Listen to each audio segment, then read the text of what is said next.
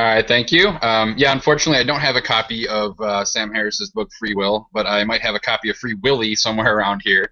I don't think that's quite as good. My what I wanted to cover here is presupposition.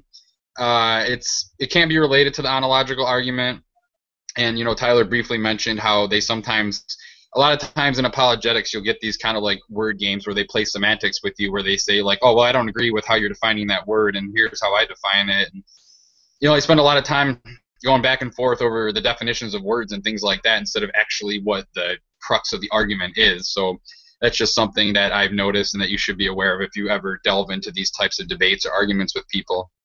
But at any rate, essentially presuppositionalism is an idea that basically the Christian God or the Christian worldview is really only can account for logic, morality, science, and like consciousness even. And that's just, one person who who's a purveyor of this, who's pretty popular, is Ten Bruggencate. And he uses this style of argument often, and he's become pretty infamous on the internet. He's an internet personality. He's contributed to programs such as Creationism Today, or Creation Today, which is Eric Hoven's program. And Eric is Kent Hoven's son, and Kent Hoven is also an infamous apologist, and he's actually in prison right now. But aside from that, to stick to the point here, basically, Ten Bruggencate, like, he will aggressively deflect any counter arguments away from his argument. And just a couple months ago, you can see how he operates. He participated in a debate with Matt Dillahunty. It was actually a live debate. You can find the video of it online if you want to see it. I think it's about an hour or so long. But by all accounts, he was pretty much obliterated. And you can see the video for yourself if you want to. But basically, presuppositionalism is immediately problematic as an argument because it not only asserts that a God is necessary, but that specifically it's the Christian God, and they don't provide any evidence for this, of course. And beyond that, it also argues things like, atheists can't speak to logic or morality because these things are intimately tied to the Christian God, and they were objectively created by this God. And so they basically will claim that we have no authority to question God, and even if his morals, like in the Old Testament, seem faulty, like or if arguments in favor of God's existence seem to defy logic, like we can't really question that because that's just the way that God made it by nature, and we're not able to understand God or his desires or the way that he made things. Oftentimes, presuppositionalists will also claim that like the laws of nature, such as like the laws of physics, are created by God. So they'll basically say like, oh well, that's the way they were created, and all humans have done is figure out a way to quantify them. But again, they're just asserting that without any evidence. And the laws of physics actually were created by humans. We actually just simply observed things and applied mathematical formulas to describe our observations. So to say that like, this very human concept of mathematics it already was pre-existing and we just discovered it is crazy. It's just presupposing exactly what the argument states. And beyond the obvious fallacious arguments that presuppositionalists use, they'll also frequently create straw man arguments of like opposing positions, and then they'll attempt to use reducto ad absurdum, which is basically an effort to push an opposing argument's conclusions to the logical limits, and then try to show how ridiculous the consequences would be if the argument was true.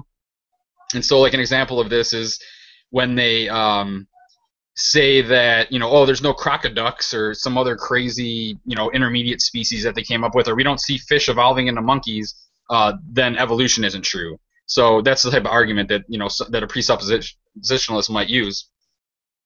And something that is also tied in with presuppositionalism a lot of the time is solipsism, which basically is the idea that we can't know anything for sure outside, we can't know that anything exists outside of our own mind.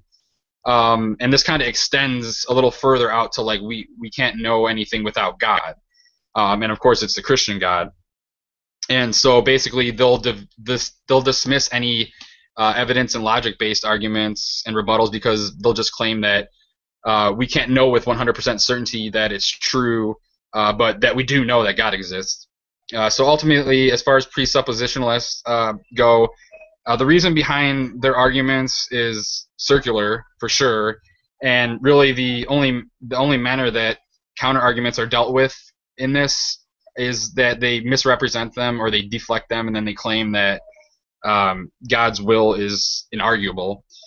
So, the presuppositionalism really is of no value in an actual debate. The only real value it has is to appear to have a defensible position and then try to sway or indoctrinate anybody who's observing a debate with somebody who's using these tactics. So yeah, I think that's pretty much what I had to say on that topic, so I'll kick it back to Aeolus.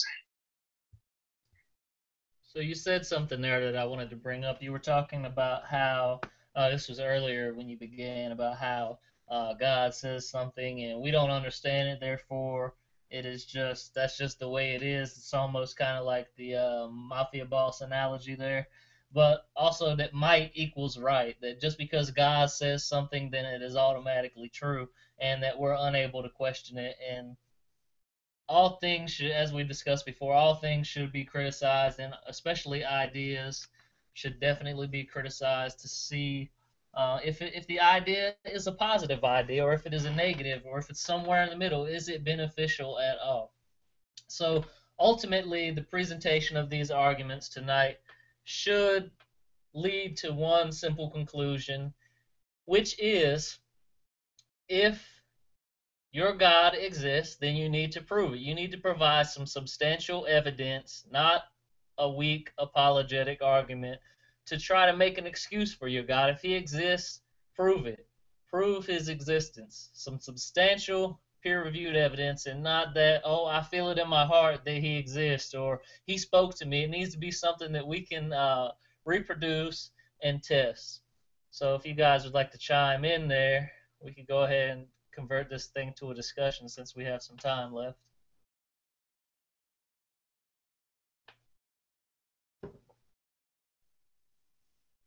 I think Tyler said he timed out. Well, all right, yeah, I'll go ahead and jump in on that.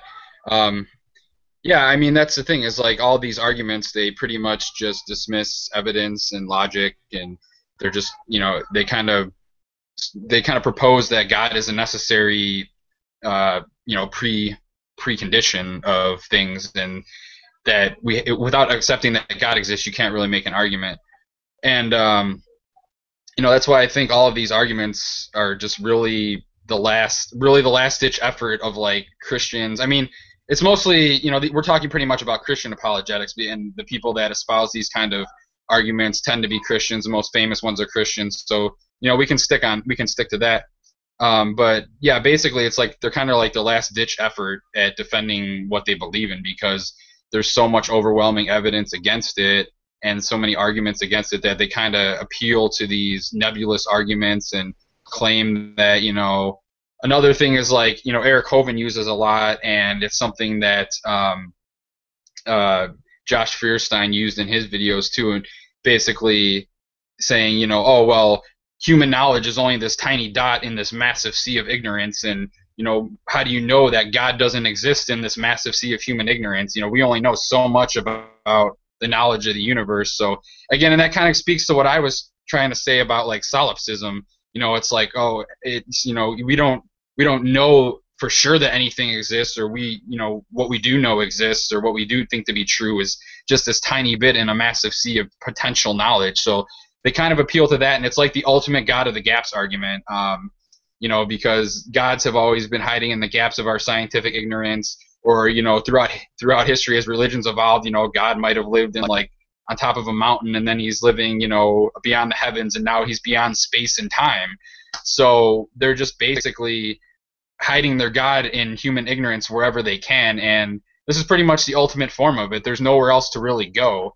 and you can't really ever prove them wrong 100% certainty. So I think that these arguments are going to persist, and they're going to continue to be effective in persuading people who, you know, are biased or want to accept them or think that they make sense.